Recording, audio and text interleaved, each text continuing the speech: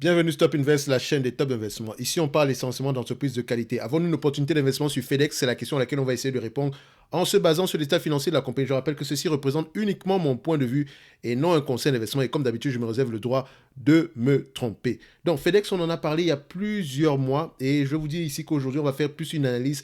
On sera plus optimiste en date d'aujourd'hui par rapport à l'analyse précédente. Si je me trompe pas, on est aux alentours de 160, 170 dollars, 160 ou bien 168, 170 dollars la dernière fois qu'on a analysé FedEx. Donc, vous tapez juste FedEx Top Invest et vous allez retrouver la vidéo en question qui est celle-ci. OK? Donc, à cette époque-là, FedEx annonçait qu'elle a eu des mauvais résultats par rapport à la récession, machin et tout le reste. Bref.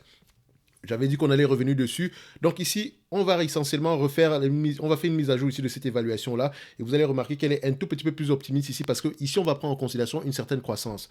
Heureusement que l'outil FastGraph est là parce que ça nous permet ici de prendre en considération l'évaluation des analyses sur une période au moins jusqu'en 2025 et également de voir à peu près quel est les analystes les analystes réellement, est-ce qu'ils ont souvent raison par rapport à leurs prévisions, etc. On peut voir ici que le taux de réussite est quand même assez important, vert, jaune, plus élevé que rouge. Il y a donc, c'est à peu près supérieur à, voilà, on a à peu près aux alentours des deux ici, représentent, donc le rouge ici, c'est 17% de tout ce montant-ci, donc on a au moins 83% ici de réussite. Et quand je dis 83% de réussite, c'est avec une marge d'erreur de 20%. OK? Donc, alors, qu'est-ce qu'on va rechercher ici sur l'outil FastGraph directement? Donc, la première chose que je vais regarder, c'est, je vais travailler beaucoup avec les operating earnings, d'accord? Parce que si je travaille avec les free cash flow, je connais cette compagnie ici, je sais qu'elle investit massivement ici dans l'infrastructure, donc je sais que les free cash flow auront tendance à fluctuer énormément parce qu'elle n'est pas encore mature, ok? Et également, je peux regarder les operating cash flow aussi, ça me permet de regarder, ça me permet de pouvoir avoir une information par rapport aux revenus. OK? Donc, operating cash flow et revenus sont très liés à la fin de la journée. Si vous avez des revenus, vous n'avez pas de operating cash flow, vous n'aurez même pas de free cash flow. Donc, la dépense en capital est trop élevée, c'est-à-dire que vous allez devoir vous endetter. Donc, attention, operating cash flow est un élément assez important ici dans l'évaluation. Donc, n'oubliez pas également que le Covid étant passé par là, ces entreprises ont gagné beaucoup d'argent. OK? Ça veut dire que la période de 2021-2022 a été impactée positivement par la pandémie. Logistique, qu'est-ce que FedEx fait? Vous connaissez? Voilà. Donc, la logistique, voilà, c'est passé par là, etc. Maintenant, en termes d'évaluation, qu'est-ce qu'on va faire? OK? Vous constatez ici que, en termes d'évaluation, cette entreprise travaille, ce logiciel travaille beaucoup avec les bénéfices nets par action, les revenus par action, les free cash flow par action. N'oubliez pas, si le nombre d'actions diminue, ça aura tendance à, impacter positivement ce chiffre-ci. OK? Donc, ça aura un effet positif sur ce chiffre. Donc, faites attention, regardez le nombre d'actions s'il augmente, comparé également avec les revenus. Donc, ça ne veut pas dire ici que quand on utilise ici FastGraph, on n'utilise pas Coifin. Non, non, non, non. J'ai une préférence pour Coifin, sauf que j'ai envie de mettre à peu près de faire des vidéos un peu plus courtes ici. Donc, c'est la raison pour laquelle je passe directement sur FastGraph. D'accord? Voilà. Point barre. Maintenant, OK. Donc, une fois qu'on a le bénéfice net par action, ici, on s'attend à 13,55 et à 20 $ sur 86 en 2025. OK? On a vu ici que les analystes ont souvent raison et on a 70% ici le taux de réussite. C'est à peu près correct. Maintenant, je vais aller regarder le bénéfice net par action pour ce genre d'entreprise. Enfin, pas le bénéfice net, mais la dette nette par action pour ce genre d'entreprise-ci. Donc, quand je prends la dette nette par action, je prends ceci et je prends ici le nombre d'actions. OK? Donc, nombre d'actions, voilà. OK? Et on met ça là. OK. Donc, la dette nette, c'est combien? 33 milliards 390 millions. Divisé par 256 millions d'actions, on arrive à combien? À 130,43. OK? Ça, c'est la dette nette. Donc, ça veut dire que la dette nette ici, vu que c'est en nombre d'actions, 130,43. OK? Voilà. J'ai mis l'information par rapport à la dette nette. Maintenant, qu'est-ce qui nous manque? Le PER. Donc, le PER de cette compagnie-ci, je vais m'arrêter à un PER de 20. OK? Donc, on l'a étudié dernièrement ici. On sait comment est-ce qu'on peut faire pour avoir des PER de 20, etc. Et le PER reste un rendement. Posez-vous la question de savoir est-ce qu'il est judicieux que je paye 20 fois les bénéfices pour une compagnie comme FedEx? Vous voyez ici que d'habitude, le marché paye 17 fois les bénéfices. Ça, c'est le normal PE. Donc, il peut être impacté par tout et n'importe quoi ici. Donc, faites attention. D'accord? Donc, si on regarde bien, c'est une entreprise qui peut aller en price to earning ici, c'est une entreprise qui peut aller jusqu'à 20 fois les bénéfices. OK? Donc, on peut mettre ici 17, 20, 25. OK? En termes de PER. N'oubliez pas que les taux d'intérêt, s'ils augmentent, les PER auront tendance à diminuer. OK? Donc, on a à peu près 20 fois les bénéfices ici. Donc, 20 fois les bénéfices, c'est correct. Je mets 20 fois les bénéfices là. Ok, on ferme ça, on met 20 fois les bénéfices. Le nombre d'actions, on a combien d'actions ici en date d'aujourd'hui? Donc, nous avons aux alentours de combien? Nous avons aux alentours de 256 millions d'actions. Elle rachète ces actions, c'est ce qui nous intéresse. 256 millions d'actions, on va noter ça ici. 2, 5, 6. Voilà. Maintenant, qu'est-ce qu'il nous reste encore en supplément? On a les bénéfices nets dont on peut effectuer l'évaluation de la compagnie ici aujourd'hui. Je rappelle une chose. En description de cette vidéo, si vous avez le service Top Premium pour avoir accès si vous demande ici d'analyse quantitative, donc vous pouvez me demander d'analyser quantitativement n'importe quelle entreprise et on le fait généralement très rapidement. En supplément de ça, je vous présente 2 entreprises qui me semblent sous-évaluées par mois avec des notes d'analyse. Si vous ne savez pas à quoi ressemble une note d'analyse, allez regarder la vidéo sur Lockheed Martin, la dernière vidéo qu'on a fait par exemple sur Johnson & Johnson. Ok? Donc, je vais aller ici directement en supplément de ça. Vous avez la Top Newsletter qui est, elle, est gratuite et dans la Top Newsletter ici, vous avez accès directement à des analyses sectorielles. Donc, maintenant, au niveau de l'évaluation, qu'est-ce que ça donne? Donc, l'évaluation ici, je prends d'abord le bénéfice net attendu en 2023 et vous constatez que 2023 sera moins élevé que 2022. C'est temporaire parce qu'on s'attend à des revenus plus élevés dans le futur. Ok? Allons dans le futur une fois. D'accord? Disons-nous que les marges de 2023 ici, c'est temporaire. OK?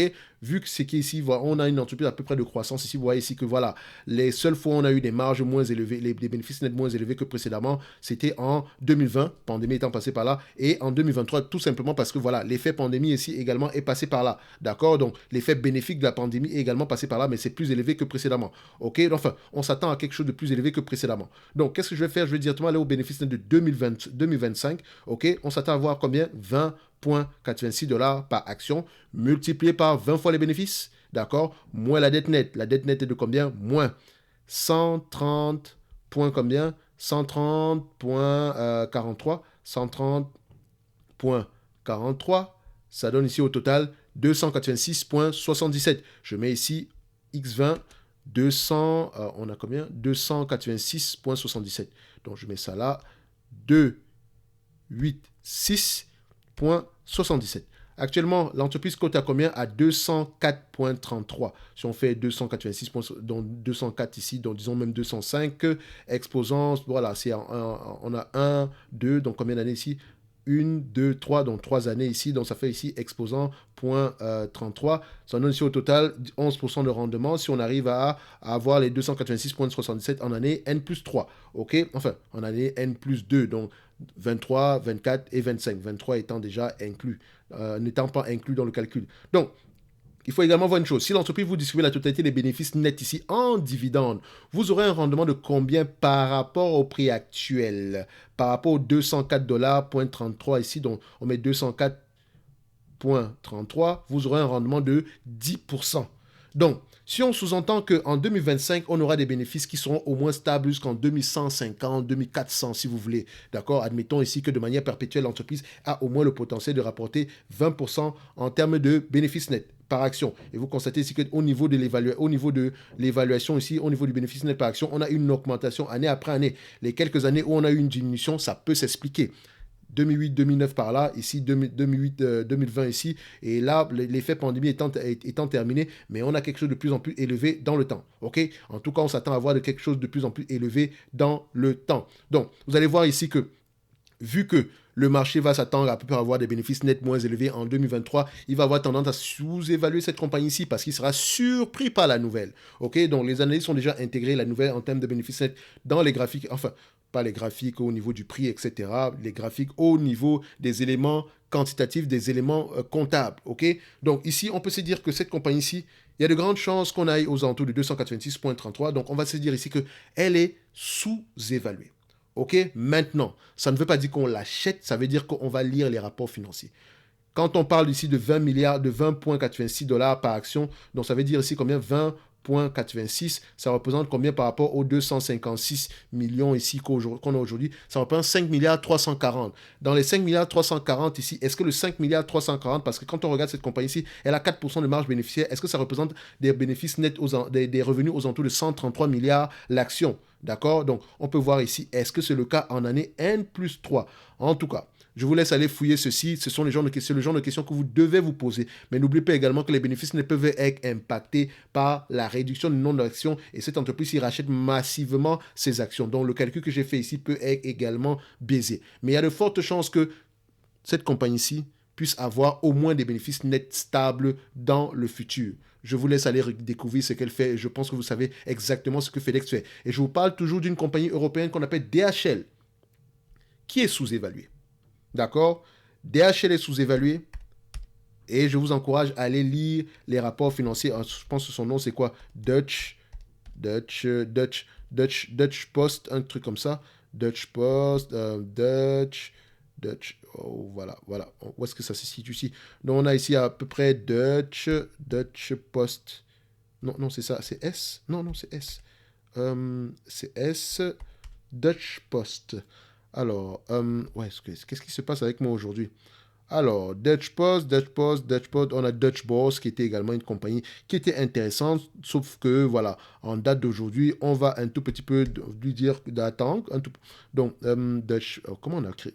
Bref, allez-y regarder ici la compagnie qu'on appelle Dutch Post. Ok, donc je pense que c'est une entreprise, voilà, enfin on l'a. Donc c'est une entreprise qui peut être sous-évaluée en date d'aujourd'hui. Ok, quand on regarde ici les bénéfices, à 15 fois les bénéfices, c'est une entreprise qui va peut-être souffrir un tout petit peu également de l'effet post-Covid, mais qui a tendance ici à avoir des bénéfices nets à peu près qui pourraient revenir aux alentours de ce qu'on a eu pendant la période de pandémie ici. Donc on pourrait se dire qu'à 15 fois les bénéfices, on sera aux alentours de 60 € l'action. Mais j'ai déjà eu à étudier cette entreprise ici sur la chaîne. Donc n'oubliez pas, un like, un commentaire, ça fait toujours plaisir. Et pour ceux qui veulent aller plus loin, la Top Newsletter ainsi que le service Top Premium peut vous aider à aller plus loin que ça. Ok? Retenez également que dans le service Top Premium, le but est de vous rendre indépendant, ok? Juste pas attendre mes analyses, etc.